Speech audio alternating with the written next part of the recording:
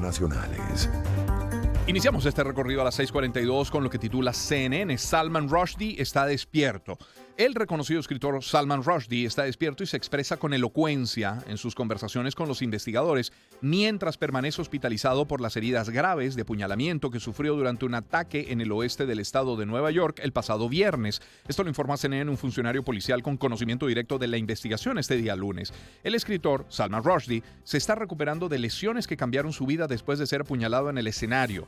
A Rushdie, de 75 años, le realizaron una cirugía de emergencia después de que un hombre lo apuñalara varias veces antes de la conferencia que iba a dar en la institución Chautauqua en Nueva York, al oeste de ese estado. Esto según las autoridades, quienes identificaron al sospechoso del ataque como Hadi Matar, de 24 años. Bueno, creo que es oportuno hablar de Rushdie y de su obra probablemente más conocida, seguramente más conocida, Los versos satánicos. Esta novela del escritor, inspirada en la vida del profeta islámico Mahoma, es una novela. Vamos a ver si se desprende de allí que se justifique todo lo que ha ocurrido. Incluso lo dicho en la novela y los ataques contra Rushdie. En esta novela, en Los versos satánicos, se reflejarían palabras de una supuesta inspiración satánica que también supuestamente Mahoma, como le llama Mahmud en el libro, confundió con una revelación divina. Todo ello parte de una biografía de Mahoma y de un estudio de dos historiadores. De allí se desprende este libro de Salman Rushdie. En Reino Unido, cuando fue lanzada, fue premiada. Ahora, por los musulmanes, muy criticada por blasfema. El traductor del libro, de hecho, fue asesinado. El texto fue prohibido en la India. En otros lugares, los libros, los versos satánicos fueron quemados. El Ayatollah Khomeini pidió la muerte de Rushdie. El autor ha sufrido varios atentados, se le brindó inicialmente protección policial, pero hasta una fundación religiosa iraní ofreció una recompensa por la muerte de Rushdie. Tiene una fatua que sigue vigente, pagan por su vida hasta $2.8 millones. De nuevo insistir que es una novela, de nuevo insistir en que si esto lo justifica. Rushdie, de origen indio, hoy británico-estadounidense, como hemos dicho, a sus 75 años, el 12 de agosto pasado sufrió otro atentado, caminó a una conferencia en Nueva York. Allí, estando en el escenario, un hombre justo cuando le presentaban le atacó con un cuchillo en el cuello. Estuvo conectado a un respirador, desconectado luego. Como hemos dicho, también está despierto y hablando con elocuencia. El gobierno de Irán, luego de este hecho muy particular, culpa a Rushdie y a sus seguidores por el ataque, pero se desvincula del agresor. Dice no tener nada que ver con el agresor. Bueno, hablemos en principio de Rushdie y de su novela, y este primer análisis de dos que vamos a tener lo hace Gabriel Ventasgal, periodista, especialista en terrorismo islámico y experto también en Medio Oriente.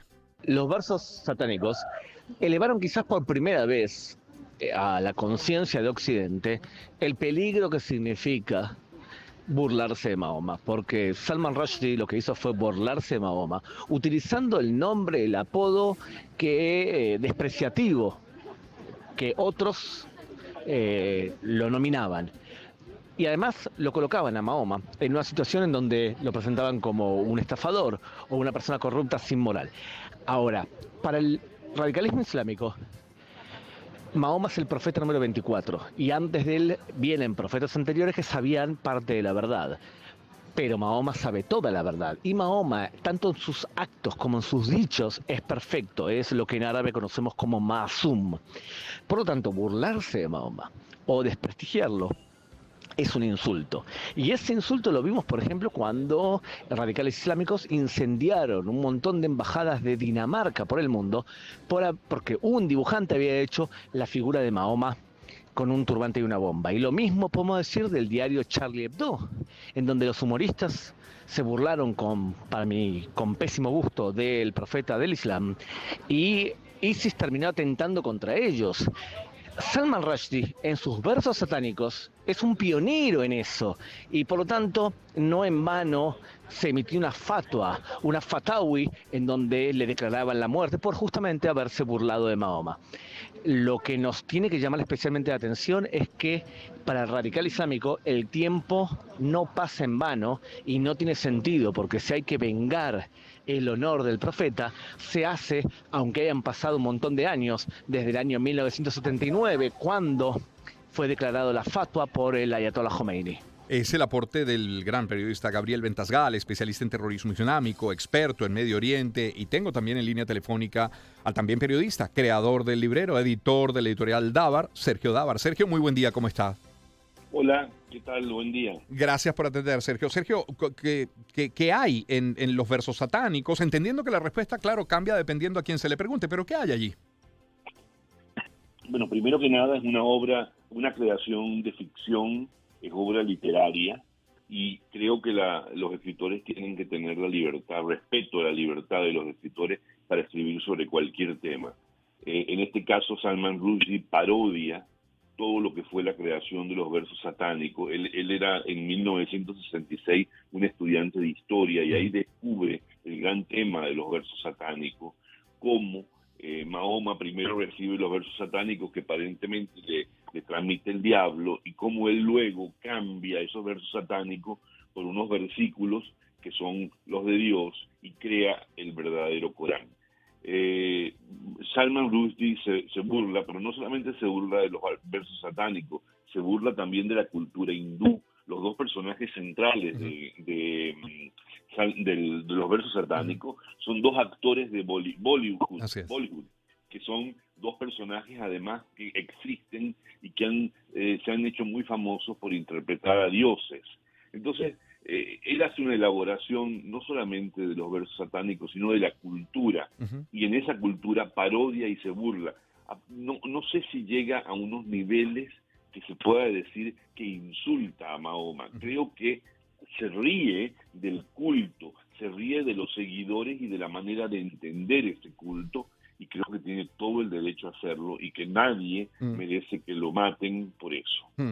Ahora, luego de la publicación, de lo ocurrido, de los elogios por una parte, pero de los ataques por otra, ¿qué ves, Sergio? ¿Qué tenemos acá? ¿Es un asunto de extremismo, de radicalismo de un lado? ¿Es un asunto de libertad de expresión por otra? ¿Es un asunto de ofensa? ¿Es un asunto de fanatismo? ¿Qué ves?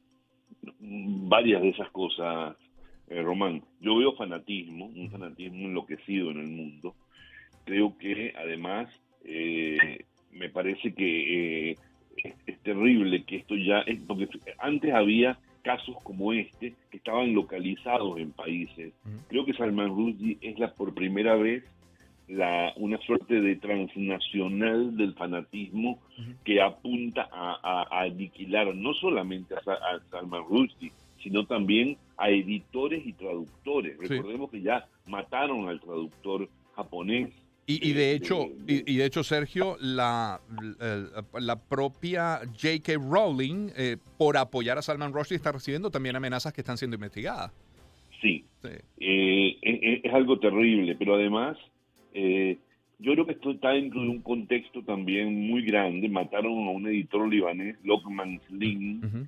desaparecieron a un poeta ruandés, Innocent Bahati, a Sergio Ramírez no puede vivir en Nicaragua, Ujú. tuvo que exiliarse en España. Svetlana Alexievich, la Ujú. premio Nobel, vive ahora en Berlín Sí. porque le abrieron una causa en su país.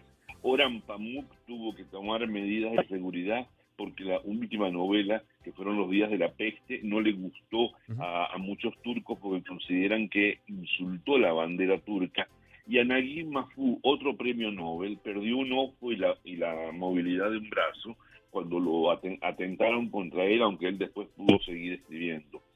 En Sí. América Latina, Román, Sí. tenemos el caso de Lidia Cacho, la mexicana perseguida por la policía y el narcotráfico, Roberto Saviano en Italia, pero para centrarme en América Latina, Horacio Castellanos Mora, Israel Centeno, venezolano, ha estado exilado en Estados Unidos por persecuciones, y tenemos los casos de periodistas de Armando Info que no pueden Sí. vivir en Venezuela porque han tocado temas muy duros sobre el tema de Ujú. Alex Saab, y autores de mi editorial que se han tenido que ir de aquí por amenazas. Mm. Entonces, Carlos Tablante, José Guerra, Sí. y podría darte muchos más Sí. nombres.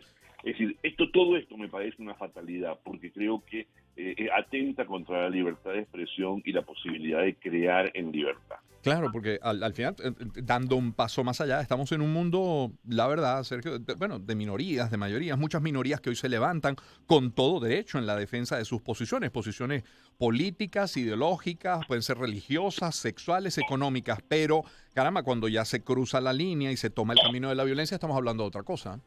Estamos hablando de otra cosa. Hay un punto que creo que es importante, Román, decirlo, que se menciona poco, que son dos datos que a mí me llaman mucho la atención, ¿no? Uno, Khomeini, que es el que Sí. lanza el edicto Sí. contra Rushdie, no se leyó el libro.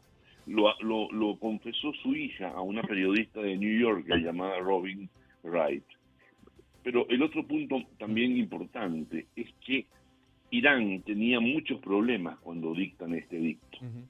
Había una guerra de 8 años con Irak con 1 millón de muertos, descontento interno en el país, divisiones en el clero, Sí. economía en declive y aislamiento diplomático. Qué buena distracción y manera de aglutinar a su gente, ¿no? Salman Rushdie les vino Claro. pero perfecto. Ah. Ahora, es un caso de fanatismo, pero también es un caso político y tenemos que entenderlo. Los países aprovechan políticamente la manera de unir a los países Sí. a través de temas muy, muy esenciales, terribles, porque me parece terrible unir a un país a partir de la muerte de una persona, Claro. pero esa es lo que está en el trasfondo también de toda esta historia y lo que es terrible. Sergio, siempre valioso. Muchísimas gracias por atendernos.